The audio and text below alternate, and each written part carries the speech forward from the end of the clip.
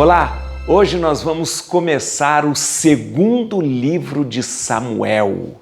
Isso mesmo, o segundo livro de Samuel.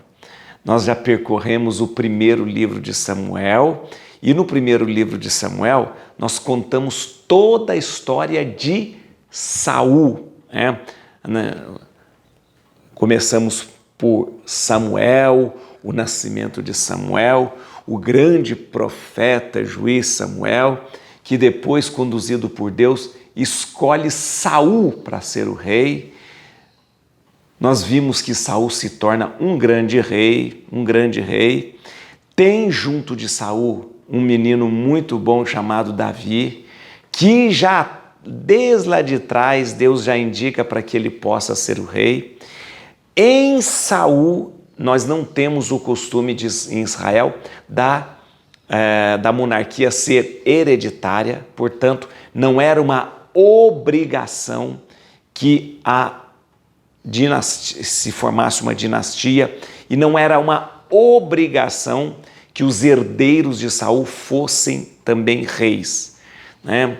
Mais ou menos podia-se pensar em Jonatas, mas nós vemos a figura de Davi que aparece. Quando Davi surge, cria um espírito de inveja, de ciúme em Saul, que persegue Davi para matar. Terminamos o capítulo vendo que Davi, mesmo sendo perseguido pelo rei Saul, sempre lhe foi muito fiel. Na batalha de Gilboé, Saul é morto. E nós acompanhamos que ele mesmo se mata ao pedir um escudeiro que possa lhe matar, e o escudeiro não aceita, ele se mata, assim como os seus filhos todos foram mortos, Jonatas, Abinadab e Melquissua. Veja só uma coisa, nós vamos começar esse livro aqui hoje, o segundo livro. O segundo livro de Samuel começa justamente contando a morte de Saul, mas é uma versão diferente daquela versão que nós terminamos o livro. Está entendendo? Uma versão diferente. Segundo os especialistas, é uma versão mais nova. A gente começa com uma versão diferente daquela que o primeiro livro de Samuel contou sobre a morte de Saul. Ok? Só que eu quero explicar a vocês agora a estrutura desse livro. A estrutura. Então, presta atenção. Eu lembro que eu falei para vocês que o primeiro livro de Samuel era dividido em 4 partes, e nós fomos dividir nas 4 partes, tá bom? Sendo que a última parte, ela pega o finalzinho do primeiro livro de Samuel e vai até o capítulo 5 do segundo livro de Samuel, ainda continuando. Vem comigo que eu explico agora para você como é a estrutura deste livro que nós vamos começar a ler. Veja só, é assim que se divide o segundo livro de Samuel. A estrutura do livro é essa. A primeira parte, nós temos 2 partes e mais um apêndice. Seria 2 partes mais um apêndice. A primeira parte compreende os capítulos 2 Samuel, capítulo 6 a 8. Atenção, 2 Samuel, capítulo 6 a 8. Lembrando que 2 Samuel de 1 a 5 ainda fazem parte da 4ª parte do primeiro livro de Samuel, ok? Não é complicado não, vamos lá. Então vamos ver. Nesta primeira parte do capítulo 6 a 8, nós temos a história de Davi, a instalação da arca em Jerusalém e a consagração dessa cidade de Jerusalém como a capital, uma cidade que será conquistada por Davi e será a capital. Também nós temos nessa primeira parte o estabelecimento da dinastia davídica, e isso é importante porque a partir deste momento é que nós vamos ter o princípio de hereditariedade monárquica. Em Saul não existia esse costume. A partir de Davi, nós temos a hereditariedade monárquica. Ok? Ok. Vamos para a segunda parte agora deste livro, que compreende os capítulos 2 Samuel, capítulos de 9 a 20. o que nós temos? Temos o nascimento de Salomão, a história de Salomão e a eliminação da sucessão dos outros filhos de Davi. Porque Davi tinha outros filhos. Tinha outros filhos. Então, nós vamos ver como é que a Bíblia vai trazer para a gente, né, a maneira com que eles eliminaram o direito dos outros filhos de Davi de serem sucessores dele, deixando e permitindo que só Salomão ficasse. Ok? Ok. E nós terminamos, então, este livro com um apêndice que vai dos capítulos 21 a 24. 2 Samuel, capítulo 21 a 24. É um apêndice que tem notícias referentes a diversas pessoas, tem a narração de 2 catástrofes naturais e alguns fatos corriqueiros, né? Fatos históricos corriqueiros. Assim será a estrutura deste livro. Esse, então, é o esquema do segundo livro de Samuel. Tá certo? Vamos ler, então? Então, vamos fazer o seguinte, gente. Vamos pedir que o Espírito Santo nos ilumine, que a gente possa, conduzido pelo Espírito de Deus, se aprofundar na sua palavra. Muito obrigado. Mais uma vez, eu quero lembrar vocês que têm feito esse caminho com a gente aqui. Nós vamos começar mais um livro. Veja só que beleza, mais um livro. E agora a gente entra, né, de chofre no reinado de Davi, o grande rei Davi, né? Grande rei Davi. Vamos ler então? Então vamos lá, tá certo? Depois da morte de Saul, Davi voltou da derrota dos amalecitas e esteve 2 dias em Ciseleg. Ao 3º dia, apareceu um homem que vinha do acampamento de Saul. Trazia as vestes rasgadas e a cabeça coberta de pó. Chegando perto de Davi, jogou-se por terra, prostrando-se. Davi disse-lhe: "De onde vens?" "Salvei-me do acampamento de Israel", respondeu ele. "Que aconteceu?" perguntou Davi. "Conta-me." Ele respondeu: "As tropas fugiram do campo de batalha e muitos homens do exército tombaram. Saul e seu filho Jonatas também morreram." "Como sabes?" perguntou Davi ao mensageiro, "que Saul e seu filho Jonatas morreram?" O mensageiro respondeu: "Achava-me no monte Gelboé, quando vi Saul atirar-se sobre a própria lança, enquanto era perseguido pelos carros e cavaleiros. Ora, voltando-se, viu-me e chamou-me. Eu disse: Eis-me aqui. Quem és tu? Disse ele. Eu sou um amalecita. Respondi: Aproxima-te, continuou ele, e mata-me, porque estou tomado de vertigem, se bem que ainda esteja cheio de vida. Aproximei-me dele e o matei, pois via que ele não poderia sobreviver depois da derrota. Tomei o diadema que tinha na cabeça e o bracelete do braço e os trouxe ao meu senhor. Ei-los. Então, tomou Davi as suas vestes e rasgou-as, imitando-o neste gesto todos os que estavam com ele. Estiveram em pranto, choraram e jejuaram até a tarde por causa de Saul, de seu filho Jonatas, do exército do Senhor e da casa de Israel, que havia caído sob a espada. Davi perguntou ao mensageiro: De onde és? Eu sou filho de um estrangeiro, respondeu ele, de um amalecita. Davi disse-lhe: Como não receaste levantar a mão contra o ungido do Senhor para matá-lo? Chamando um dos seus homens, Davi disse-lhe: Vem, mata-o. O homem o feriu e ele morreu. Davi disse-lhe então: Tu és culpado, tua própria boca deu testemunho contra ti, quando disseste: Matei o ungido do Senhor. Compôs então Davi o seguinte cântico fúnebre sobre Saul e seu filho Jonatas, ordenando que fosse ensinado aos filhos de Judá. É o canto do arco que está escrito no livro dos justos. No livro do justo. O livro do justo é uma composição antiga de cantos guerreiros, sabia? De cantos guerreiros, né?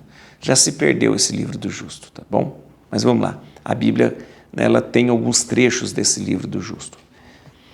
Esse é um cântico fúnebre, um poema fúnebre. Tua flor, Israel, pereceu nas alturas. Tua flor, Israel, pereceu nas alturas. Como tombaram os heróis? Não anuncieis em Gate, nem o publiqueis nas ruas de Ascalon, para que não exultem as filhas dos filisteus, para que não se regozijem as filhas dos incircuncisos.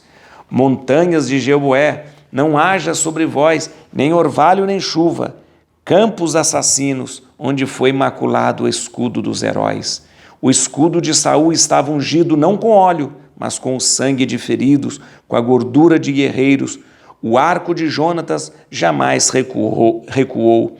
A espada de Saul jamais brandiu em vão. Saul e Jonatas, amáveis e encantadores, nunca se separaram, nem na vida nem na morte, mais velozes do que as águias, mais fortes do que os leões. Filhas de Israel, chorai por Saul, que vos vestia de púrpura suntuosa e ornava de ouro vossos vestidos. Como caíram os heróis, em pleno combate Jonatas tombou sobre as tuas colinas. Jonatas, meu irmão, por tua causa, meu coração me comprime. Tu eras tão querido, tua amizade me eras mais preciosa que o amor das mulheres. Como caíram os heróis, como pereceram os artilheiros de guerra. É um cântico bonito esse, cântico do arco, né? O cântico do arco é um cântico bonito, é um cântico fúnebre, né? Atribuído a Davi. Gente, o que nós temos aqui? Vamos explicar novamente. Atenção! Nós começamos a ler o segundo livro de Samuel. Até o capítulo 5 desse segundo livro de Samuel, nós ainda estamos terminando a quarta parte do primeiro livro de Samuel. A partir do capítulo 6, nós vamos começar propriamente o livro, trazendo para nós já a ascensão de Davi. Mas vamos lá, o que acontece? Vocês perceberam, como eu tinha deixado claro antes, que a versão da morte de Saul, neste primeiro livro do segundo de Samuel, nesse primeiro capítulo do segundo livro de Samuel, é diferente daquela versão que nós tínhamos lido.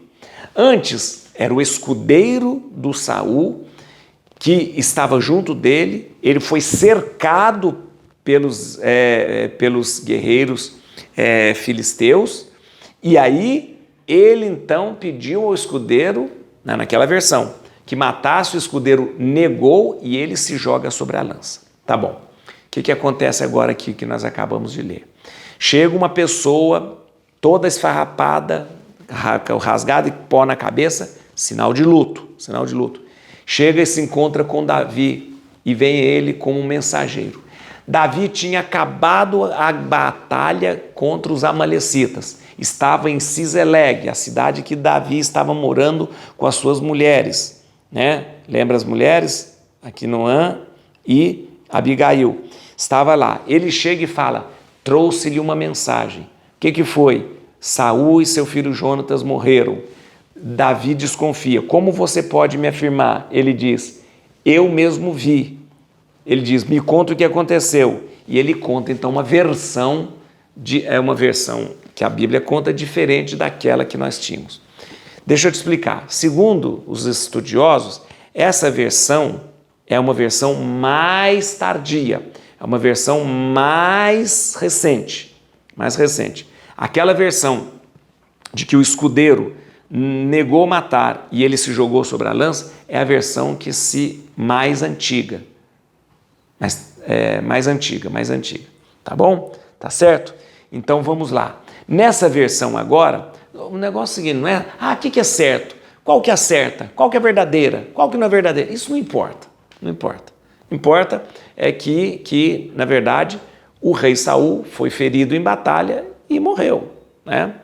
E aí, então, o que acontece? Nessa versão ele diz, eu sou um amalecita, eu vi. E aí o rei Saul me chamou e falou o seguinte, ele já tinha se jogado sobre a lança e não tinha morrido. Ele falou, olha, eu estou aqui para morrer, mas eu ainda tenho muito sopro de vida, me mate. O sujeito que está contando para Davi diz, eu então vi que ele ia ser morto mesmo, matei. Ou seja, estava cercado, tinha se jogado sobre a lança e ele ia morrer mesmo, eu matei. E aí o Davi, aí ele entrega para o Davi o diadema real, que é uma insígnia real, e o bracelete. E aí Davi acredita e fala, ele realmente morreu. E Davi então, junto com todo o seu povo, cai em pranto. E é manifestação de luto, né? Manifestação de luto é rasgar as vestes e chorar. Rasga e chora. Até hoje, o luto dos judeus é assim, né? No luto dos judeus, rasga as vestes. Olha que interessante. O Davi, esse emalecito, falou, eu fiz um favor, pelo amor de Deus, o rei estava morrendo, ia morrer pela mão dos incircuncisos, eu fiz um favor. E ele achando lá que ele tinha feito o maior favorzão, né? E Davi falou assim, você matou o ungido e você mesmo se condenou dizendo que matou o ungido. Por isso, mate ele. Coitado do rapaz, né? Achando que estava fazendo um bem danado. E o Davi, corte a cabeça. Cortou a cabeça dele, né? Por quê? Porque Davi falou assim, ele atentou contra a vida de ungido. Tá bom? Entendeu? Ora, será que foi isso que aconteceu? Ou será que foi a outra versão que aconteceu? Será que foi o escudeiro, que foi aquela primeira versão mais antiga, que o escudeiro não quis matar e ele se jogou? Ou será que foi essa versão mais nova, que chegou uma malecita? Tá.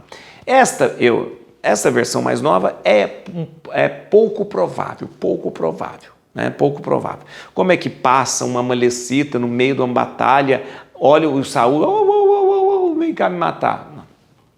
Não. A versão mais antiga provavelmente seja a versão verdadeira. Ele está com o escudeiro, ele não quer ser morto pela mão dos incircuncisos, ele se mata, o escudeiro nega matar. Ok, vamos lá. Só que o que acontece aqui, quando Davi vê isso, Davi cai em pranto, rasga as vestes, e aí Davi compõe um dos mais belos cânticos da Bíblia. Um dos mais belos, o Cântico do Arco. Esse Cântico do Arco estava num livro chamado Livro do Justo. O Livro do Justo era uma compilação de cantos guerreiros que se perdeu. Alguns fragmentos ainda são conservados na Bíblia e ele compõe.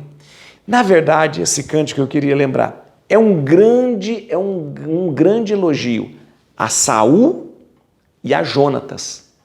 Muito bonito. Olha que coisa interessante. Olha como Davi é um homem nobre. Foi perseguido a vida inteira por Saul, mas tinha respeito, porque ele era ungido, ele era o rei. E Jonatas, uma amizade muito linda com Davi. Esse cântico do arco, ele insiste muito na amizade de Davi e Jonatas. Muito, muito. Tanto é que o foco desse cântico é Jonatas. E por quê? Por quê? Porque nós já estamos preparando a ascensão de Davi. E aí, é importante que se evidencie a amizade de Jonatas e Davi, para legitimar a nomeação de Davi como rei. É importante porque, embora a realeza não fosse hereditária, era normal, era comum que o Jonatas fosse o rei, porque Jonatas era filho de Saul, né? Só que Jonatas morreu, Saul morreu. Ora, mas Jonatas era muito amigo de Davi, como se fosse irmãos, unha e carne, os dois. Estavam sempre juntos, os dois estavam sempre uma amizade bonita mesmo. E aí a Bíblia foca nesta amizade para dizer, é legítimo que quem assuma a realeza seja Davi. É mais ou menos como se a realeza de Saul passasse por Jonatas e Jonatas passasse para Davi o direito de ser rei. Isso ficou um pouco claro também no primeiro livro de Samuel, um dia que Jonatas passa o seu arco para Davi. É como se ele estivesse passando o direito para Davi de ser rei. E esse cântico, como eu disse, insiste muito, muito nessa amizade para dizer: Davi tem direito de ser rei, porque ele era como um irmão para Jonatas. Tá bom? Vamos lá, então. Tem alguns versículos só para a gente ver aqui, bem rapidinho mesmo. Bem rapidinho. Bem rapidinho. Opa. Aqui, vamos lá. Ai, ai. Versículo 2. Rapidinho. Versículo 2. Aqui é Malecita. Ao terceiro dia apareceu um homem que vinha do acampamento de Saul, trazia as vestes rasgadas e a cabeça coberta de pó. Chegando perto de Davi, jogou-se por terra prostrando. Ou seja, vestes rasgadas e cabeça coberta de pó significa luto. Então ele estava de luto por Saul, tá bom? Versículo 9. Aqui, ó, a história que ele conta. Aproxima-te, continuou ele. Ele está dizendo aqui que o rei Saul chama ele e fala: mata-me. Olha aqui. Aproxima-te, continuou ele, e mata-me, porque estou tomado de vertigem, se bem que ainda esteja cheio de vida. Na verdade, aqui o que ele conta? Ele tinha se jogado sobre a lança, mas não tinha morrido, né? Aqui, ó. Olha aqui. E estava tomado de vertigem. Na verdade, a palavra vertigem não é a palavra certa. Talvez a palavra que aqui esteja, a palavra do original, lembra mais uma cãibra. Cãibra, vertigem, tremor, cãibra, tremor. Na verdade, provavelmente é como se ele estivesse em choque, tremendo, né, tremendo e com uma cãibra assim. Então ele diz: mata-me porque... Ou seja, ele relata aqui como se ele tivesse perdido muito sangue, já estivesse tremendo e pediu para ser morto. Tá bom? Vamos ver. No versículo 10, aproximei-me dele e o matei, pois via que ele não poderia sobreviver depois da derrota. Tomei o diadema que tinha na cabeça e o bracelete no braço e os trouxe sobre meu senhor. Diadema e bracelete, o que é isso? Diadema é uma insígnia real, é uma prova de que realmente era o rei Saul e é uma prova de que ele passava para Davi o diadema real.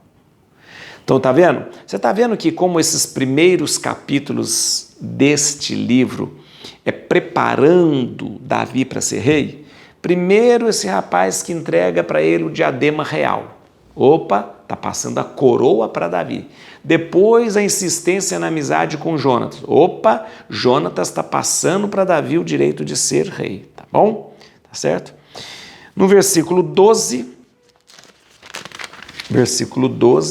estiveram em pranto, chorar e jejuar até a tarde por causa de Saul, de seu filho Jonatas, do exército do Senhor e da casa de Israel que havia caído sob a espada.